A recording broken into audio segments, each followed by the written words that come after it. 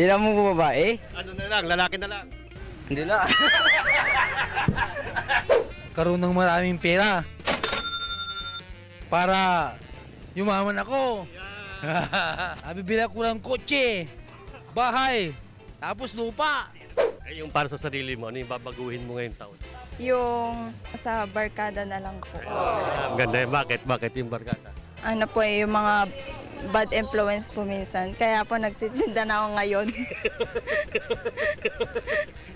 Hindi na po ako iinom ng alak.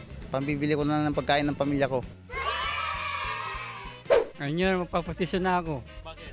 Kasi para gumawa po ako ulit. Naghanap din ng Kalab Life kaso wala pa rin. Walang mahanap eh. Oo. Manawagan ka. Nanawagan naman ako sa mga tao. Kung gusto nila ako, okay lang. Kung ayaw nila, okay lang din.